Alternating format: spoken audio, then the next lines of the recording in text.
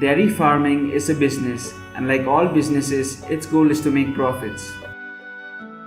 But at what cost to the well-being of the animals that the milk is taken from? The stark reality is that this business has victimized cattle to the extent that there might be as much cruelty in a glass of milk as there is in a kilogram of meat. Commercialization of milk has caused cattle to be treated like objects.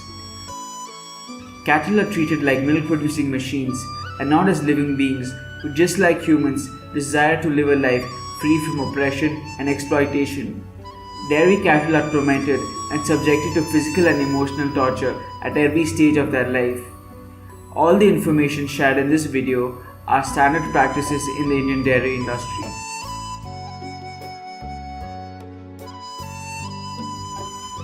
When a calf is born, it is separated from the mother within half an hour. This separation causes extreme emotional distress for both the calf and the cow, which for many days can be heard bellowing loudly in despair, longing for her baby. They are separated so that the milk produced by the mother can be entirely sold for human consumption. An alternate practice on dairy farms is allowing the calf to suckle her mother briefly twice a day for a few moments. This helps to coax the mother to start releasing her milk, after which the calf is pulled aside and her milk is collected for human consumption. For the rest of the time, the calf is kept separate from the mother so as to prevent them from drinking the milk which is rightfully theirs. The baby is fed with milk powder or milk in a bucket separately only for a couple of months in decreasing amounts. It is prematurely made to practice eating solid food as young as 10 days of age. In her natural state, it will drink the milk of the mother for 9 to 12 months before it is weaned.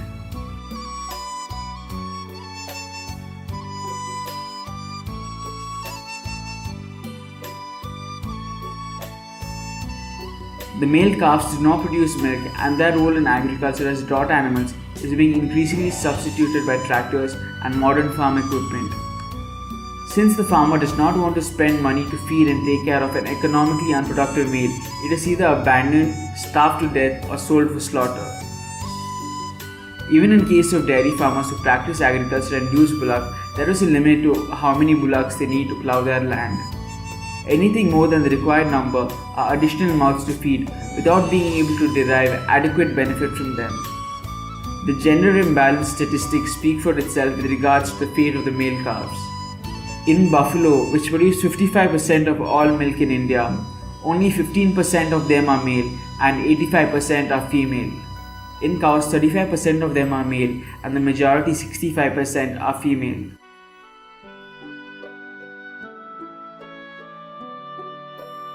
When a cow or female buffalo comes of age, it is made pregnant so that it can subsequently produce milk after its calf is born. The majority of the breeding takes place today by means of artificial insemination. This cruel method involves forcibly impregnating a cow by unnatural means. The cow is first restrained and then a human shoves his bare hands into the anal opening of the cow, and with the other hand he penetrates the vagina with the rod carrying the bull semen to be deposited deep down all the way into the uterus. As per the Ministry of Agriculture and Farmers Welfare data, artificial insemination was given to 704 lakh animals out of 1305 lakh breedable population in 2015-16. Artificial insemination is rape just because it is done to a non-human animal who can't fight back and has no legal protection in this matter. It has not become less of a barbaric act. Within 2 months of giving birth, a cow is attempted to be made pregnant again so that it can give birth to a calf 9 months later. Through this practice, the female cattle can be kept in a state of near constant lactation so as to keep the milk flowing in large amounts always. Investigations have revealed the rampant illegal and indiscriminate use of oxytocin in Indian dairy farms. Oxytocin is a hormone that is injected in cows with the hope of increasing milk production. When injected with the hormone, the cow experiences severe stomach cramps similar to labor pains. This comes as no surprise since oxytocin is clinically administered to induce a woman to start labor if she cannot start naturally, or it is given to make contractions stronger if a woman's labor is slowing. Milking of dairy cattle by milking machines can be a painful experience for them. Their teeth become red and swollen, and over time, their delicate little teat canals become severely damaged, which results in an infection known as mastitis. In many instances, due to the carelessness of workers, the milk machines keep running even after the cow's udders are empty, resulting in a lot of pain for the cow. Dehorning and disbudding are two brutal mutilations that the cattle are subjected to. Dehorning is the removal of a cattle's horns by physically cutting them off using wires, guillotine shears, dehorning knives, or saws. Disbudding involves destroying the cells which produce horns. It is done by shearing the horn buds using a hot iron, which is extremely painful and can damage underlying bone. The cattle experience extreme pain during and after these procedures, and no anesthesia is given, even by the vets. Nose roping involves piercing an animal's nasal septum in front of the cartilage using an iron rod, passing the rope through the hole and permanently fastening the rope behind its head. Pulling or twisting the rope exerts pressure on the extremely sensitive septum, causing the animal pain but makes it easier for the handlers to move them about. In addition to the initial pain of piercing, nose ropes can cause cattle chronic pain and injuries. According to a recent study, moderate to severe injuries in the nostrils were noticed in 62% of the cattle. 3% lesions bled continuously and 44% had pus discharge.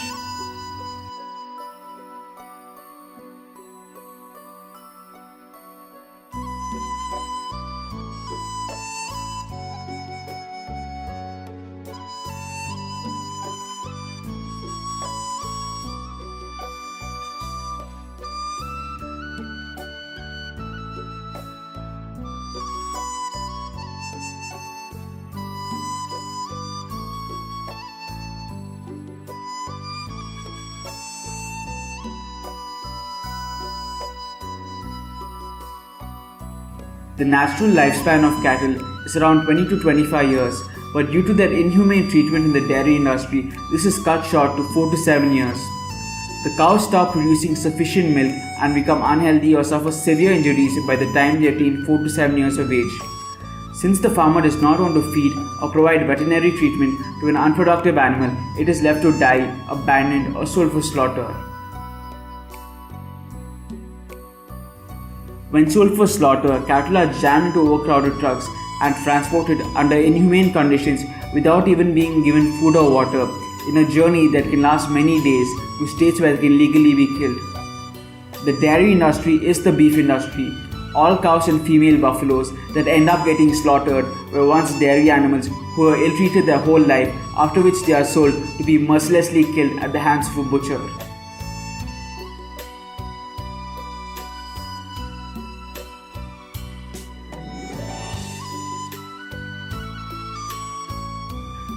Do these atrocities on cattle happen only on large dairies? No. Even for farmers with up to 5 cattle, their ill treatment is widespread throughout India.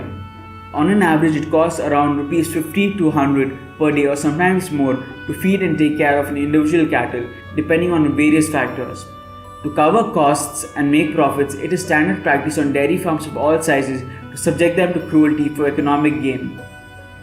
In many instances, the handlers also resort to needless beating, mutilation, and abuse just because they can dominate an animal who can't fight back.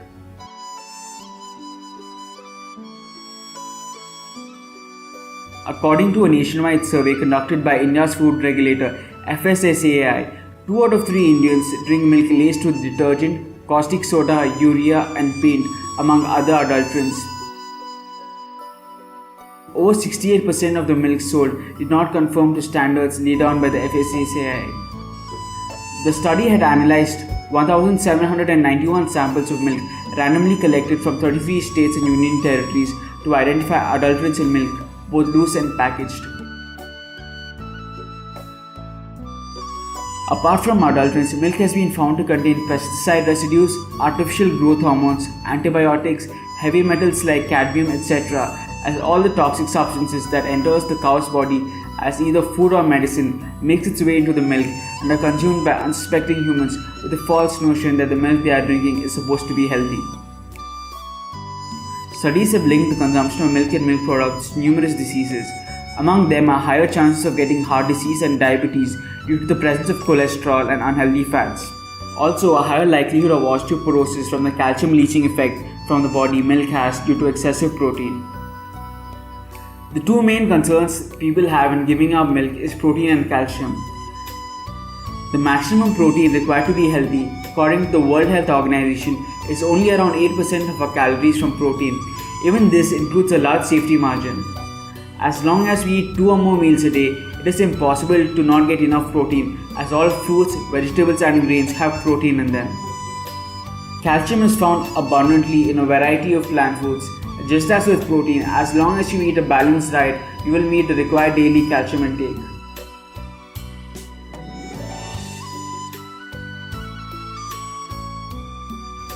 Humans are the only species in all of nature who drink the milk of another species.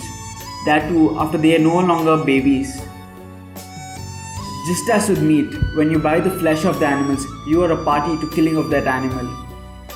Similarly, if you consume milk and milk products, you too are responsible for the inhumane treatment they are subjected to, irrespective of whether you approve of such cruelty or not.